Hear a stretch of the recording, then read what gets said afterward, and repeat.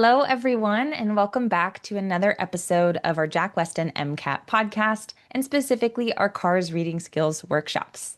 In these episodes, we go through CARS passages from our website, sentence by sentence, and really talk about what the key elements of each sentence are and how they shape the way that we read and understand the author's opinions and points throughout the passage. In this episode, we're going to go over a passage called Rembrandt, which is the daily passage from our website, jackwestin.com, for December 17th. If you're listening to this episode and it's not December 17th, no problem. We've included the link to this passage in the description of this episode. That being said, as always, we're in for a treat because we have actual Jack Westin here to talk about this passage with us. I can't wait. Jack, how's it going? I'm doing great. I can't wait to get into this passage because it's our favorite art. I think there's a lot to learn from this passage, and I can't wait to go over it. Yeah, honestly, it was kind of a fun read. I really enjoyed this one. Not that I don't always enjoy cars, of course we do, but this is a pretty good one. If It'd be a fun good one means to. easy, I agree. I think this is a little easier to read, but I do think that the topic itself is pretty boring for most students because they're not really interested in art necessarily. I mean, I'm not trying to generalize, but I think as a pre-med, we're more focused on, anatomy and physiology and whatnot. And art is interesting, don't get me wrong, but it's probably not the top, thing that we want to focus on or read about. Fair. Yeah, I think that's pretty fair. I think what I like about this is we've got a couple indicators of tone and, tone heavy language, which I always find interesting and valuable, especially because a lot of students don't really know what the difference is between tone and main idea, which is pretty important actually to distinguish, although they're both important. Jack, how would you distinguish between those two? Between tone and Tone and the main idea or an argument? well, tone is just the way the author speaks, right? Like Mhm. the tone has nothing to do really with the argument itself. That's how I look at it. I kind of separate the two. Tone can be extreme or neutral, right? Extremely positive, neutral, or extremely negative. And it doesn't really shed a lot of light into the actual argument, but it does help us understand the level of passion the author has for something, and Totally. that can definitely guide us, right? It can definitely help us with the questions. But yeah, so always use this example, like if I said Batman is the best superhero, right? You may think that's tone positive because I said Batman is the best superhero. It actually isn't. I'm just giving you an argument that Batman is the best superhero out there. But if I wanted to make it extremely positive, I could do it in a way where the argument stays the same, but the way I convey that argument is passionately, extremely positive, right?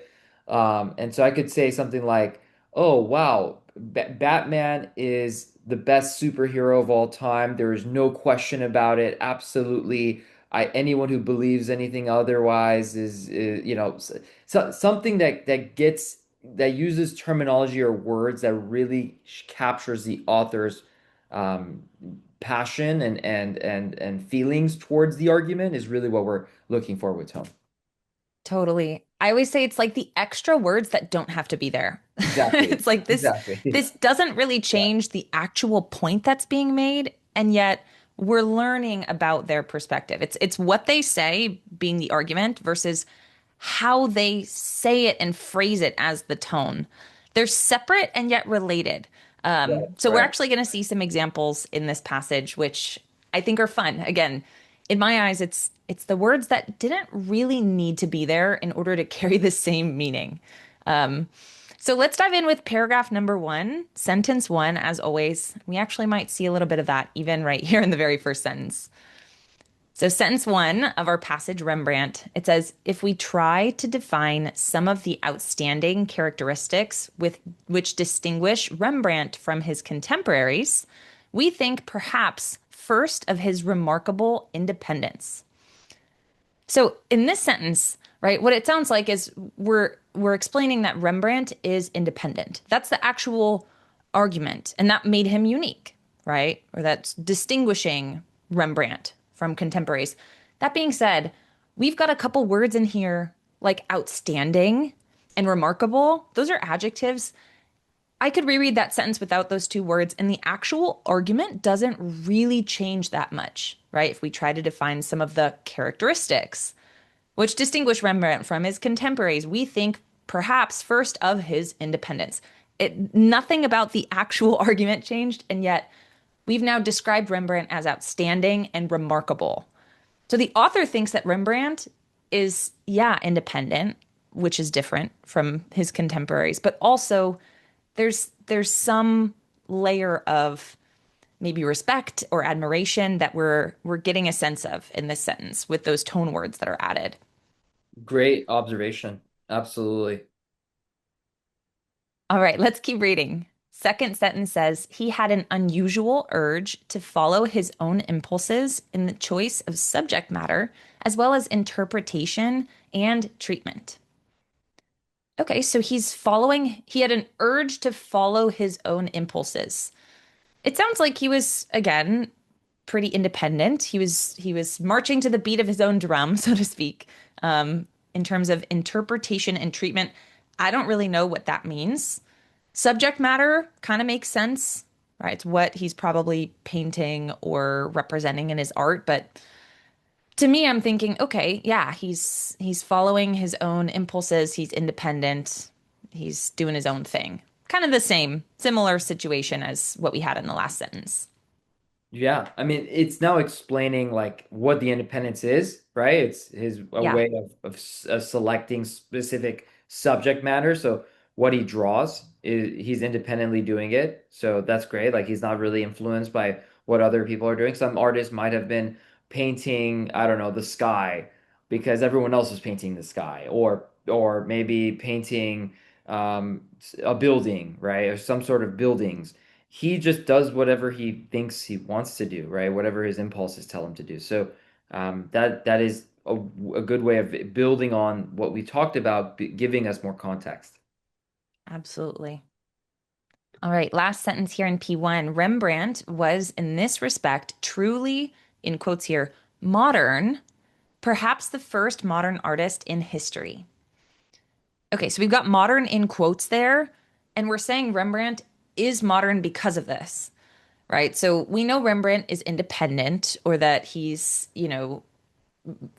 following his own impulses, and that makes him modern, perhaps the first modern artist in history. So basically, for me, I just want to tie this idea of being a little more impulsive, almost impulsive, independent. I want to tie that both to Rembrandt and to the idea of being modern.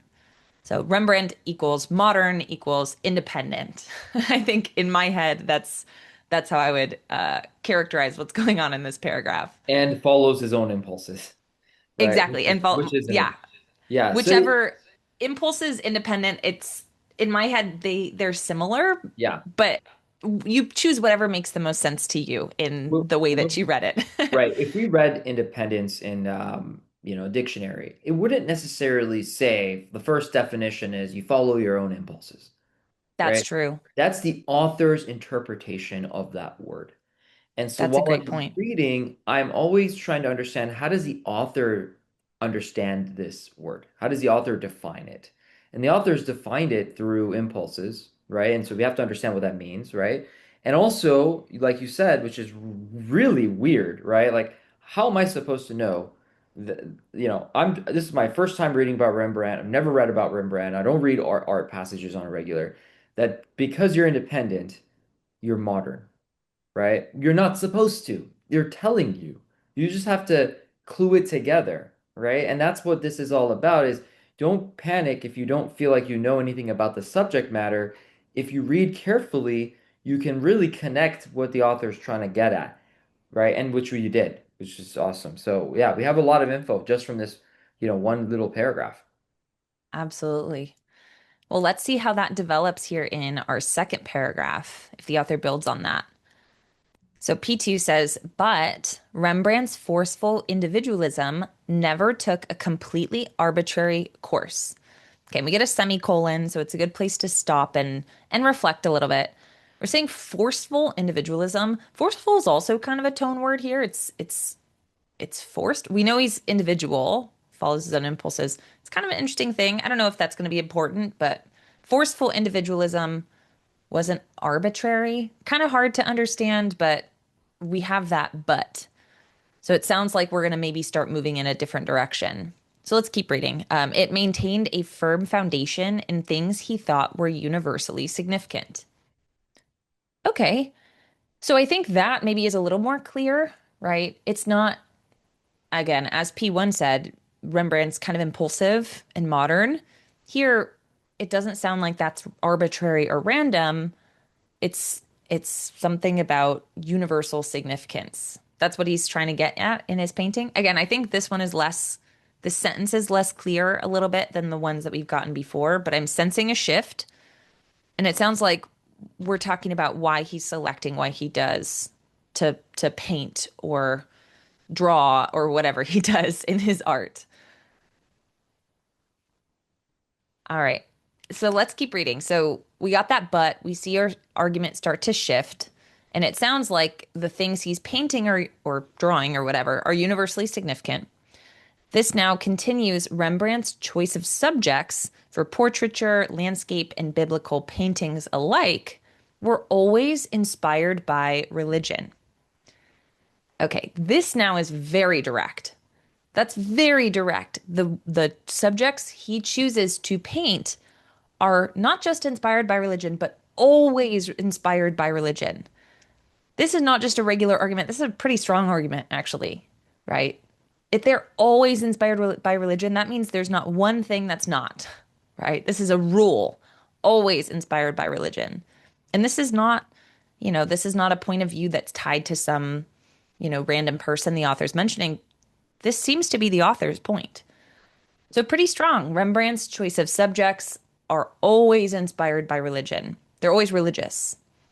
Pretty important in my eyes. Right, absolutely. So whenever we read a contrast word at the beginning of a paragraph or any sentence, right, of any paragraph, we will immediately think, okay, maybe the author is going to go against what they said, right? Because they said earlier that Rembrandt is very independent. He follows his own impulses, right? That's the idea of the first paragraph. And that is an idea because we don't really know. We can't really go into Rembrandt's head and understand if he was truly independent or not, if he was compared to everyone else. Like we don't really know. And that's the author arguing this.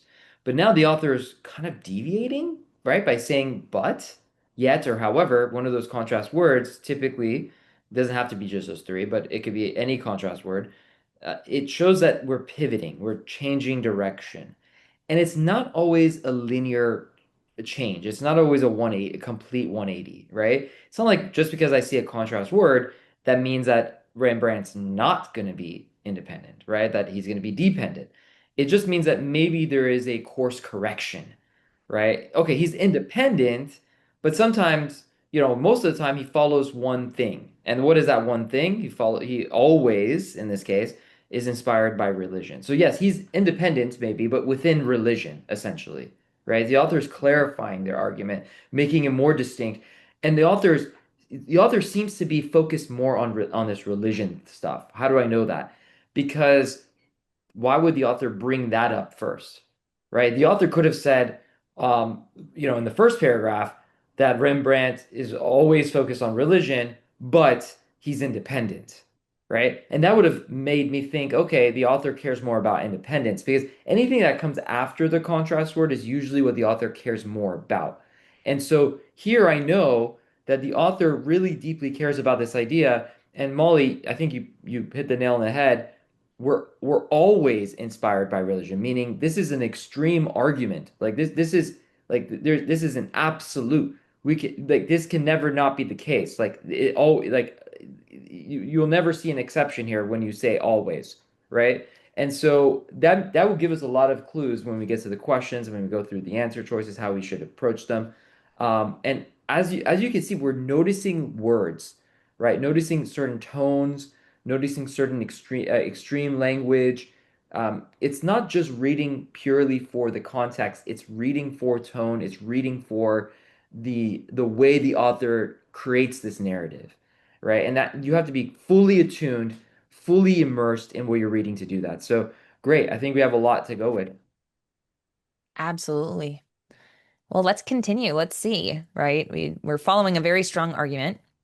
It says, it is true that the curious blend of the romantic with the realistic often marks Rembrandt's work is a feature not uncommon in in his time. Okay, so it sounds here like we're saying something that Rembrandt is doing is not uncommon. Okay. It's getting a little more abstract with the curious blend of romantic and realistic, but we're saying something that marks Rembrandt's work is not uncommon. We just said in the last paragraph that he was totally, following his own impulses and he was modern, the first ever modern person because of that. So this it sounds like we're continuing to kind of pull back a little bit from that argument. I don't know if we're going to totally contradict it. We know it's always inspired by religion. Maybe this is something that's not entirely unique to Rembrandt, but I'm going to keep reading because there's not anything really concrete enough for me to hold on to in that sentence. So let's keep reading and see what happens.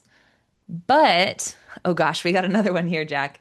Mhm. But both of these trends with Rembrandt were subject to his deep spiritual penetration and thus were relieved of undue theatricality or obviousness. Okay, I feel like in that last sentence, when we started talking about these features that weren't uncommon, I was like, oh, okay, are we gonna go off on kind of a separate note here and talk about romantic and realism? Or are we gonna stick with religion? And in this sentence, I feel like it's come right back to religion. We're sticking with religion, right? His deep spiritual penetration, that sounds religious to me. In my head, we're still continuing on this very strong argument from earlier in the paragraph that the subject choice is religious or it's always inspired by religion. Now I feel more confident and I'm ready to read our last sentence or two. Great. So as for his very spontaneous and highly personal technique, this never became an end in itself. Okay, the very spontaneous and highly personal technique sounds like following his own impulses. I don't know what the last part of that sentence is meant to mean. We have one other sentence in this paragraph. Let's hope that it clarifies what that last part means. The last part says, it always served the expression of profound human content or content. It's hard to know how to read that one. Hmm.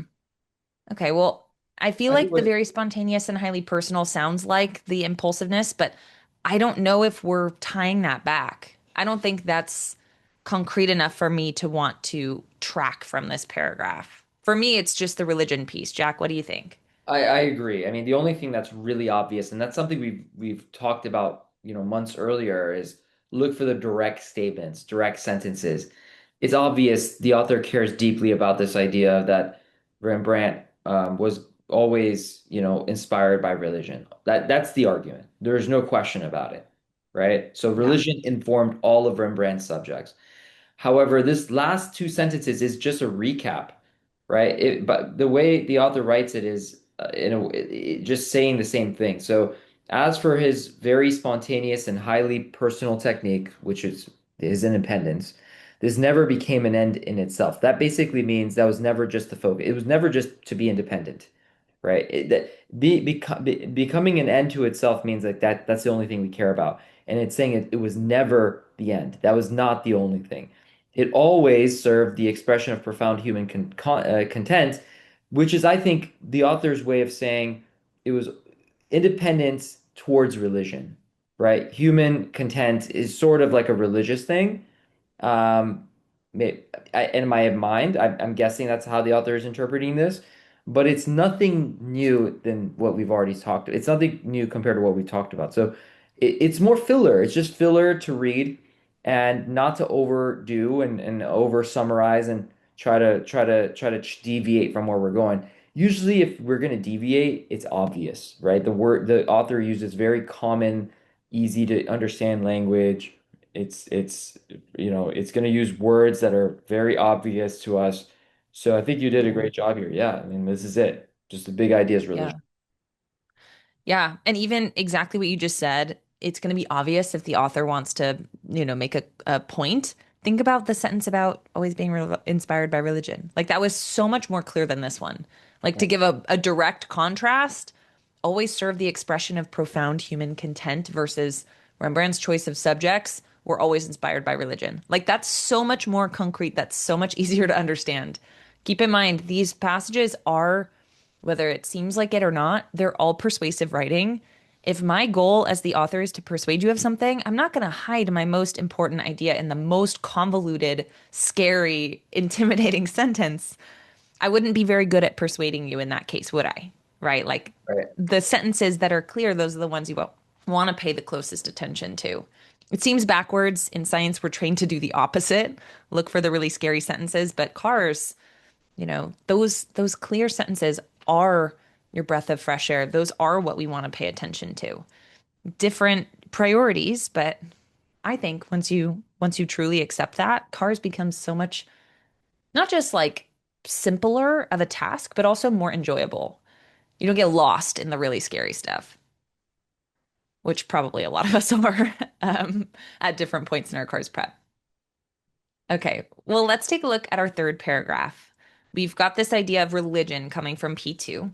This one says the principle of, quote, nature as the only guide, end quote, was obviously a basic point in Rembrandt's aesthetics.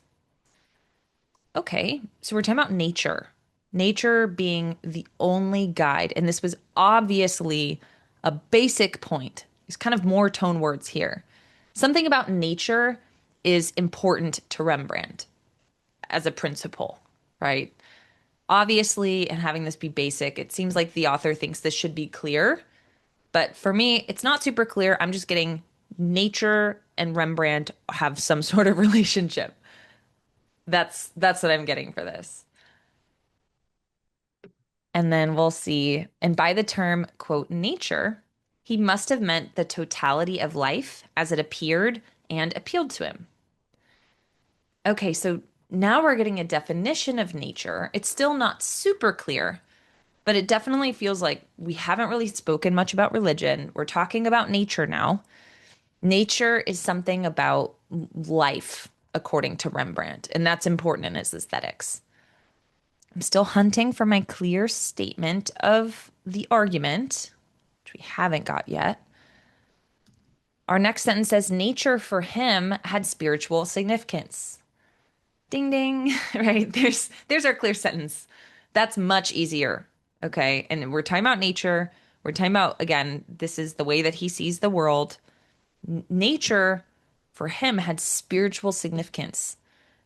So nature guides his paintings or drawings or whatever, his art, and nature is spiritually significant. Now we're tying religion and nature together.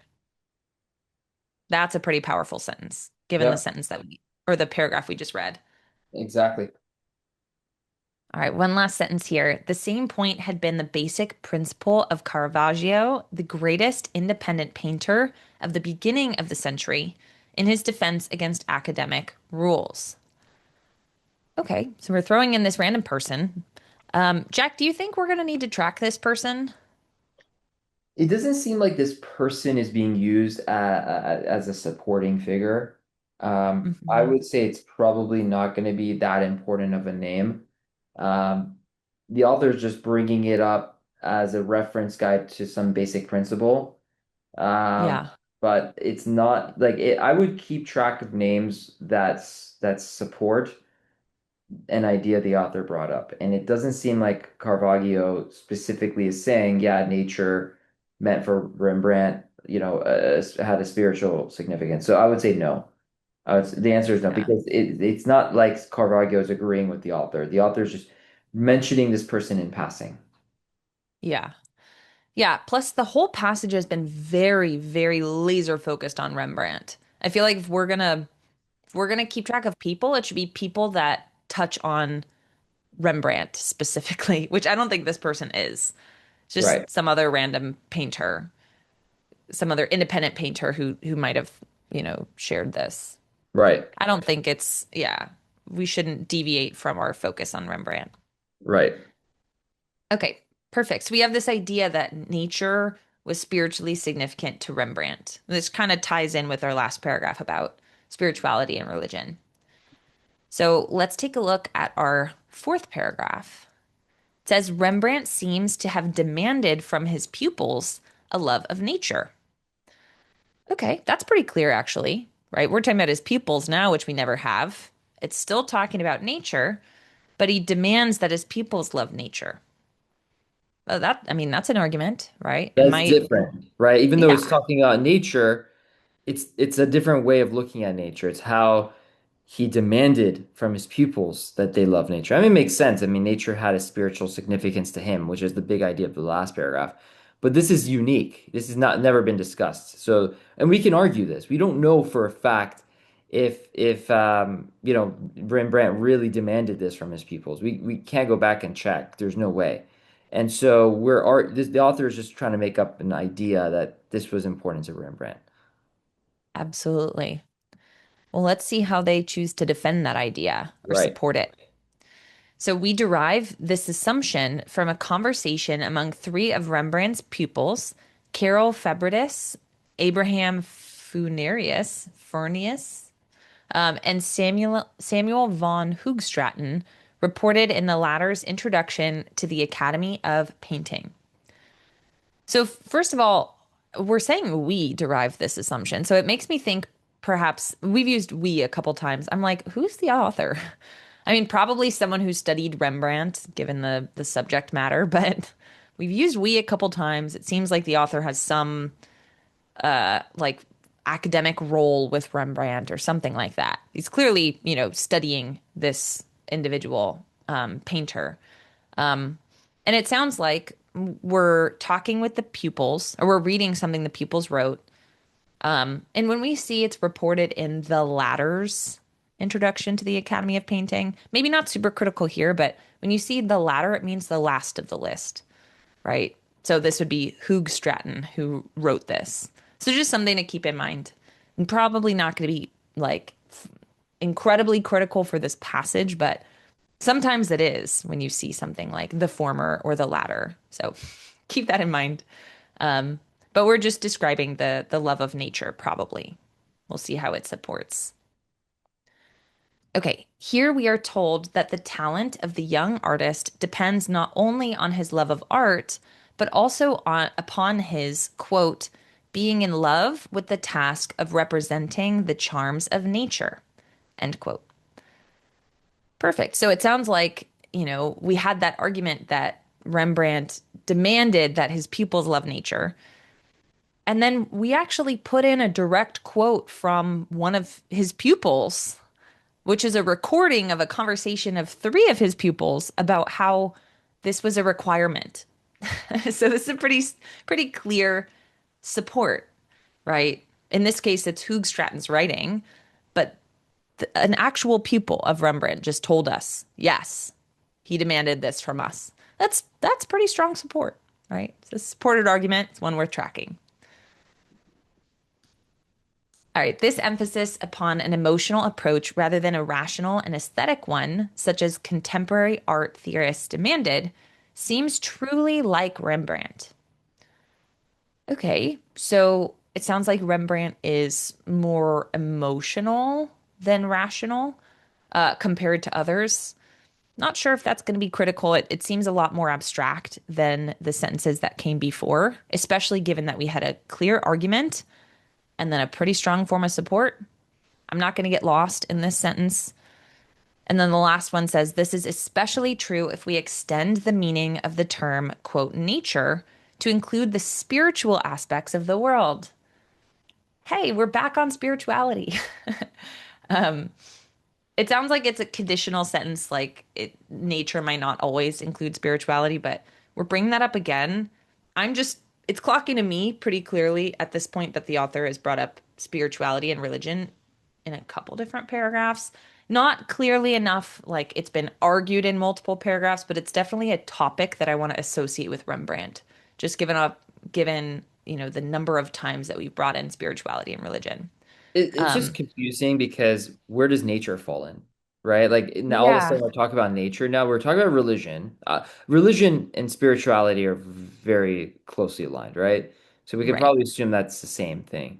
But what now we're talking about nature and how, Rembrandt was even forcing that upon his own students.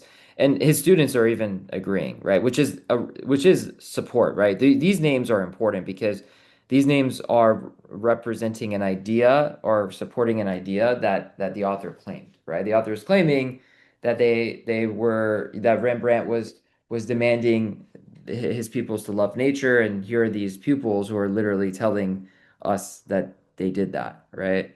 Or conversation. Yeah. So in this case, that's obviously an important idea, but how do you make that distinction between nature and religion, or do you even have to, Molly? Yeah. I don't know if we need to at this moment. I would keep them separate, right? Nature being something that Rembrandt was very focused on. He wants his pupils to love nature.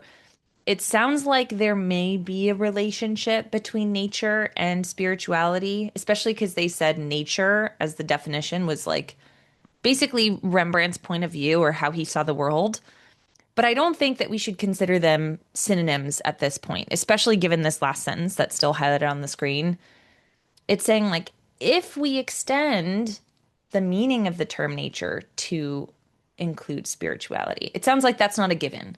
I want Right. to keep them and track them as separate in my head, but understand that there is some relationship. We could down the line say, actually, yes, we should include spirituality in nature. I wouldn't be surprised, but I also don't want to assume that those are the same, at least at this point, given the context we've got so far. Sounds good. All right, well, let's see if they do say that they're the same. I guess we'll find out. So, from the same, this is now P5. From the same conversation, we learned that, quote, knowledge of the story, end quote, is characteristic of good historical paintings. Oh, okay. This is from the same conversation. That's sort of the transition. So this is still Fabritus and Furnius and Hoogstraten, the pupils of Rembrandt. But now we're talking about knowledge of the story and good historical paintings. I don't know if this is nature or religion. Are we off on a totally different side tangent? I guess we're going to find out. But the subject of the art seems to have shifted slightly.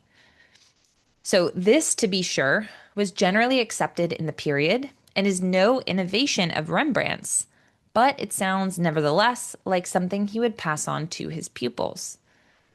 So, something about knowledge of the story in historical paintings. All right. Again, I don't know if this is nature. I don't know if it's spirituality. I don't know if this is going to be a third thing that might be, separate but related. Let's check out the last sentence and see if it is more clear. So his many religious subjects all show an intimate familiarity with the biblical texts as a basis for his profound interpretation. Okay, we're now back to religion and we're back to extreme statements. So his many religious subjects all show an intimate familiarity with the biblical text. Like we're back to clearly spirituality and religion, but that all is extreme again. Okay. So at this point, I'm thinking, okay, the author really cares about spirituality. The author really cares about religion. And in this case, the Bible. That has now been in multiple paragraphs. In this case, we're saying that these paintings that are religious show familiarity with the Bible. But again, I mean, Jack, is this standing out to you? I feel like we keep coming back to this idea of Rembrandt and religion.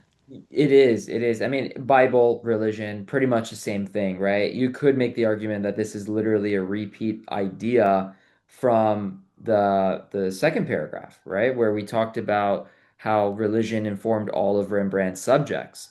And Yeah. it's not exactly the same, but it's more or less along the lines. If you ask me right now, pick a main idea. Well, I would say for sure it's that he was inspired by religion, right? Yeah. That's definitely the main idea. But you could also make the claim that nature is very important to him too, right? I would say there's probably a dual main idea, or you could even say to the author, religion and nature were more or less the same. So In this case, I would say it's a very important idea, and I would definitely keep track of it. Yeah, absolutely. And we still have two more paragraphs. Pretty short though. So let's look at piece 6. And it says, a final point in this recorded disputation among Rembrandt's pupils is the question as to what is the first rule in good composition. And Carol Fabritis answers, quote, to select and organize the finest things in nature. Okay, so we're back on nature, according to Fabritis. So the finest things in nature, these are the things that should be in a good composition. So we're calling back to nature with Fabritis, one of the pupils, supporting that. And in this paragraph, we only have one other sentence, and it says, in both respects, selection as well as organization, Rembrandt's works always excelled. So, okay, we're talking about nature and we're talking about selection and organization being good with Rembrandt. I feel like this one doesn't have as clear of an argument as the paragraphs that I read before. At this point, Jack, do you think we should be nervous? Two sentence paragraph? What I do you think we mean, should track I from this? I think the last sentence is the most important, that Rembrandt excelled at selection as well as organization of his subjects. But it's sort of like that positive tone that we got from the first paragraph, right? Which was he was Yeah, outstanding and amazing the way the author described him. So I don't see this as a different it is a different idea, but it's definitely the same tone. And so it's yeah, consistent with what we've been talking about. And again, I wouldn't say this is nearly as important as the religion stuff. The author hasn't been arguing that he's really well organized and really good at selecting things. Like that's a positive, but it's not the main point here. And I would keep just as a side point in this paragraph alone. absolutely. Okay, well, let's see how we finish off. Let's look at our seventh paragraph. Since for Rembrandt, the essence of truth about man and nature lies in the ultimate relationship of everything created to the creator, he accepted all things beautiful or not. Okay, we got a semicolon. I'm going to pause, right? The relationship of everything created to creator. Everything created, that fits our description of nature a little bit. Creator, especially with the capital C, that sounds like religion. And it says the truth of man and nature. So it does sound at this point, Jack, right, to your question earlier, are nature and religion related? I think this sentence clear, yes, they're related. The essence of truth lies in this relationship. There you go, right? There's some information or some concrete text here. Yes, relation or religion and nature are related. And we get the semicolon, of course. The end says their mere existence makes them worth painting since they are issued from God. There you go again, right? Nature and religion. You knew it from earlier, Jack. They have a relationship for sure. Right. And that the whole spiritual significance gave it away, right? Yeah, So, okay, great. love it. Okay, forms in his compositions are not allowed to become too definite or to have finality, since this would break their contact with the life process. Okay, this sounds a little bit more technical, like description about the art itself, less about the motivation behind the art or the significance about the art. I'm not thinking this is going to be as critical.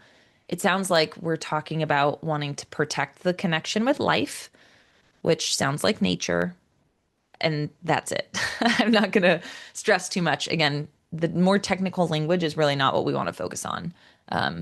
What we want to focus on, according to this paragraph, is the motivation behind the art or the significance of the art. So I'm going to say thank you sentence and keep moving. All right, one last sentence of this whole passage. It says, if Rembrandt's handling of light and shade has any deeper purpose, it is this: to suggest to keep alive those mysterious relationships, so true yet so impenetrable for the purely rationalist mind, so strongly felt by the artist's intuitive and religious mind. Okay, kind of an abstract sentence, but it sounds like we're talking about why he did this more technical choice.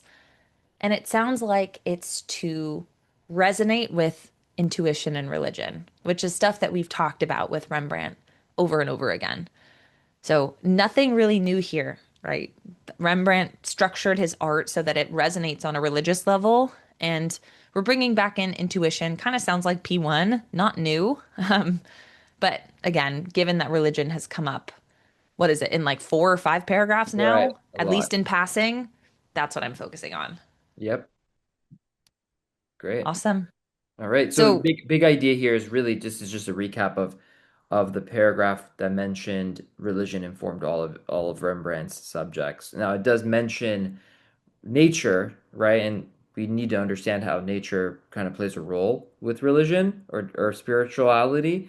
But overall, I do think the bigger idea here is more about how religion impacted Rembrandt's paintings, right? I think that's definitely the bigger idea that we need to keep track. So ultimately, the idea from paragraph two kind of repeated in paragraph three and four with the ideas of nature. Um, and then it came back, strong in paragraph five with the whole Bible stuff. Six was like a random paragraph about how amazing yeah. he is.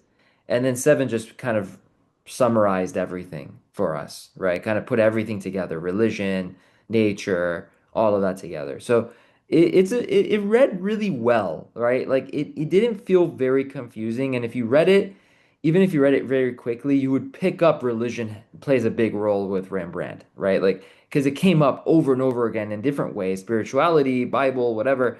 But like I think anyone reading this can figure that out. I don't think that's going to be the hard part. I think the hard part that you're going to see with the questions is can you understand how the author navigated through these arguments with nature, with his pupils, with just the Bible stuff. So making sure you understand the distinct arguments being made and how they relate to one another is really the key here. Yes. And of course, we're at the end of our passage here. We know our main idea. This is an excellent time to attempt the questions if you haven't already. And even if you have attempted the questions before starting to listen to this podcast, try it again. This is an excellent exercise in critical thinking, right? Now, hopefully, you've got a pretty solid understanding of the passage, the key ideas from each paragraph. This is the time, right? Go check out those questions, give them a try, and see how did I do, right? How am I reasoning with a clear understanding of the passage? If you're struggling in those questions, it's typically because there's something about the question or the answer choice or the strategies you're using there that's holding you back. One of the most beautiful, profound things that Mike actually has ever said in our other podcast is that the fear is lost in the details. Like if you just see cars as an abstract mountain that you have to climb, it's going to be terrifying. But the more specific information you can get about where you're struggling in cars, the more detailed your understanding of your strengths and weaknesses, the less scary it feels, right? The more you understand it, the more details you have, the more actionable that becomes, right? And if you know, oh, I'm just struggling with, a question that's asking me what weakens the author. I can look into that. I can use our free cars textbook or our cars course or whatever, right? Like I can Google, how do I handle this? And it becomes less scary. Okay, so please give the questions a try. Go collect some data on where you're struggling, and please, reach out to us if there's anything we could do as you or do to help you as you navigate this cars journey. We hope that you've enjoyed this episode of our Cars Reading Skills Workshop, and we hope you catch our next one. I know that we've got actually another really fun passage coming out for the next one. So have a wonderful rest of your day or night or evening or afternoon whenever we caught you. And we hope to catch you in the next one. In the meantime, happy studying. Bye, everyone.